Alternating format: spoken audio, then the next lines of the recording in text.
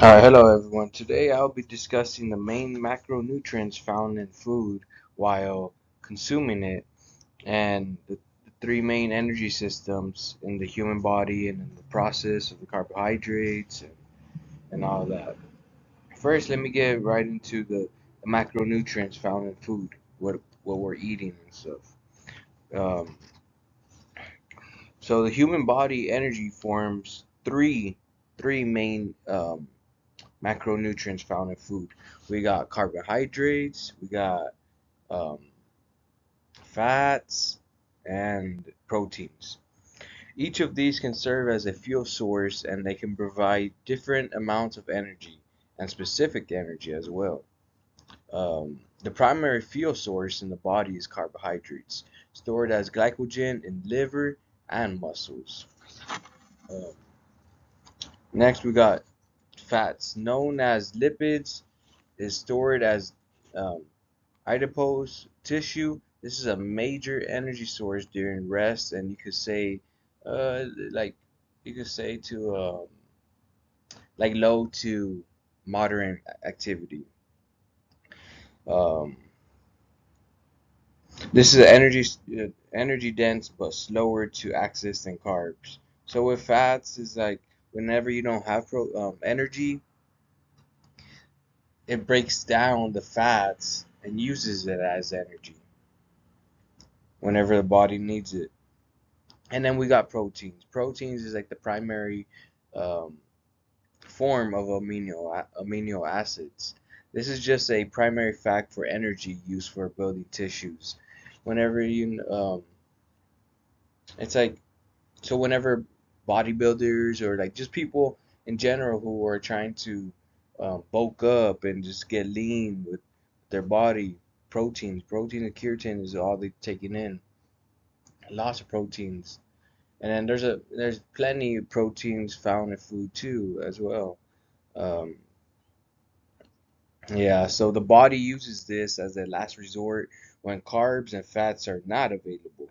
So like that, it's like the same as like the fats. Yeah, like whenever there's no energy, it breaks down. It looks for the proteins and uses it as energy. Next, we have the three main energy systems found in the human body: ATP, glycolysis, and oxidative system. The number one system is ATP. In every sport, it's required. So, like sports that are considered like a high intensive activity, soccer, football, um, anything actually. Like I believe any sport requires ATP because you need quick and immediate energy activate. Um, it's formed through several biochemical process that extract energy from food and convert it into a usable form, like sprinting, heavy lifting, jumping, plyometric, explosive movements, all that.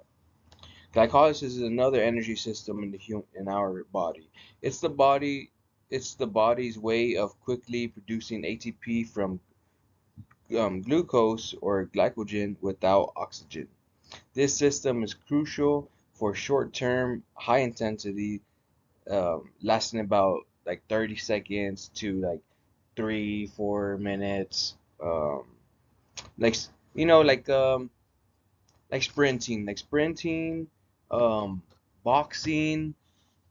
You know, you're moving around, but you need that quick energy. Boom. Sprinting, boxing. But when sprinting, like I'm talking about like sprinting like a 40-yard dash. Boom, right there, like short distance. We're not talking about long distance or anything. Short distance. Um, Glycolysis uses carbs only, not fat or protein. Its main byproduct is lactate, which can lead to a burning sensation and muscle fatigue. So that's what's wrong about that. And then finally, we have oxidative system. Fats and carbohydrates are the primary fuel being used with oxidative system. Proteins in a long duration. Um, this is mainly used as a low to moderate intensity, like a marathon runner or what can I say? Cycling, like when cycling for a long distance. Um, Next we have how how does carbohydrates process within the human body? And I'm gonna explain it.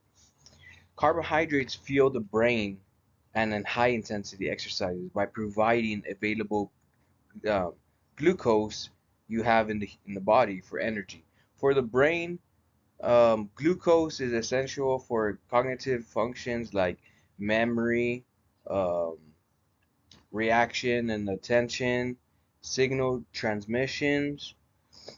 It plays a role as like reaction timing and all that. Um, During high intensity exercises, the body remains on stored carbohydrates for quick energy, and consuming more carbs before exercise can maintain performance.